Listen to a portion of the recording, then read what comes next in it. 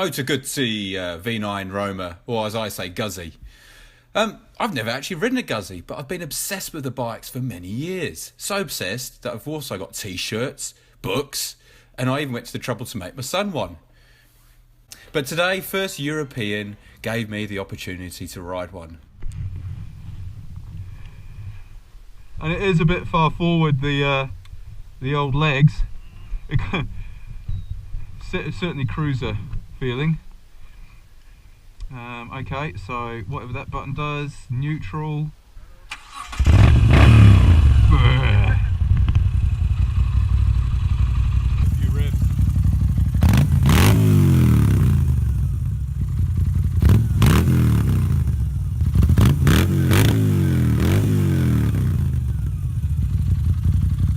The V9 Roma is a relatively new model with a 850cc size engine. As you can hear, its Ascostini exhaust, which is an added accessory, sounds bloody amazing.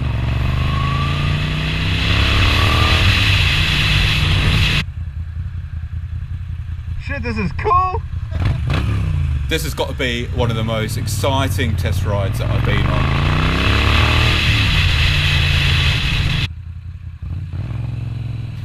So the 850cc bike can sort of pull around about 55 horsepower and about 6,000 RPM. So if you're into Newton meters, the torque is around 62 Newton meters at 3,000 RPM. I found there were plenty of gears, being a 6-speed. The only thing I was worried about was cornering and worried about scraping the pegs. And obviously, this being a demo bike, I don't want to push it to its limit. But this is a great corner for finding that out.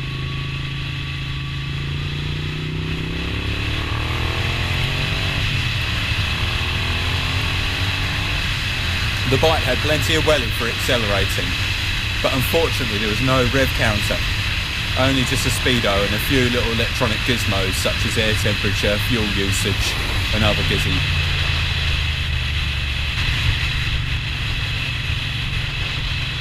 I guess playing with the settings is probably an electronic rev counter, but I didn't have enough time to find that.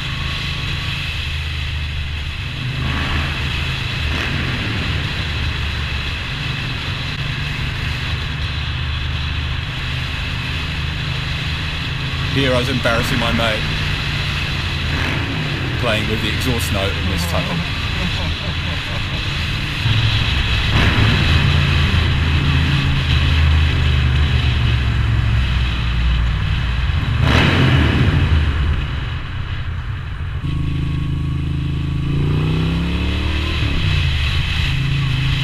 This bike is almost identical to my old R90 in sort of specs, roughly around about the same horsepower, same colour, and also with the transverse sort of twin.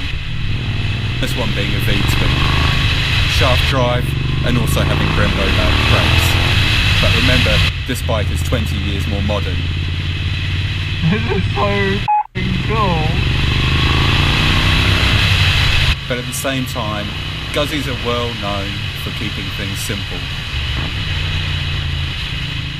At times I felt myself knocking the headlights as there was a little trigger for flashing and also readjusting from dim to high beam on my left hand control. So sometimes changing gear accidentally flipped my lights onto full beam. But apart from that, the controls are all very well laid out and felt top quality.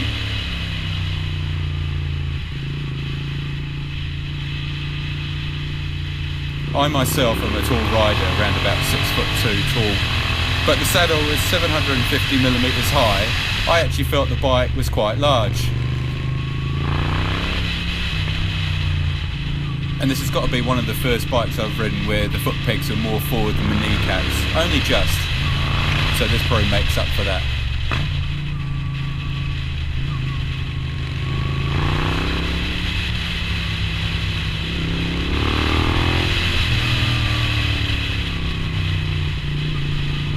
Handling was fantastic, at high speed and also at slow speed.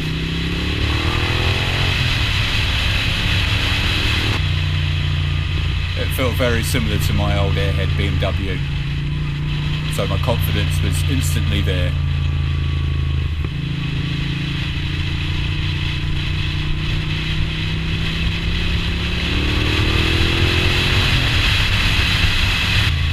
being a shaft drive, there's less maintenance that you have with a chain.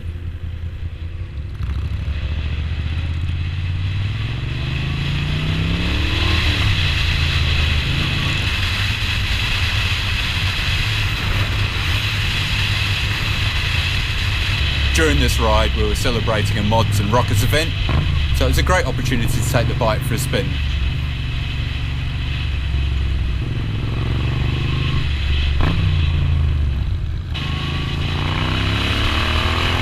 And this bike had plenty of overtaking power, even just with its 55 horsepower.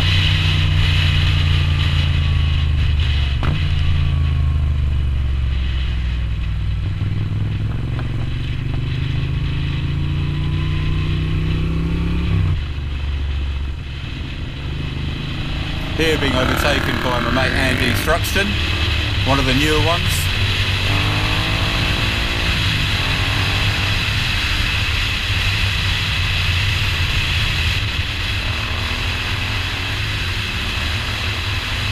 I personally like the naked bikes. I have no issues with the wind blowing at me, but I guess for long rides, if you're doing a lot of touring, that may become a bit of a nuisance. But I felt quite at home riding this bike.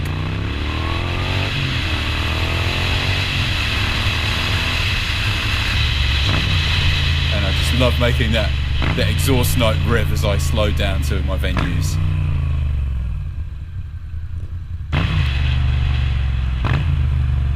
Anyway, I hope you enjoyed this short review. If you get the opportunity to test ride one of these, go ahead with it. I was quite pleasantly surprised.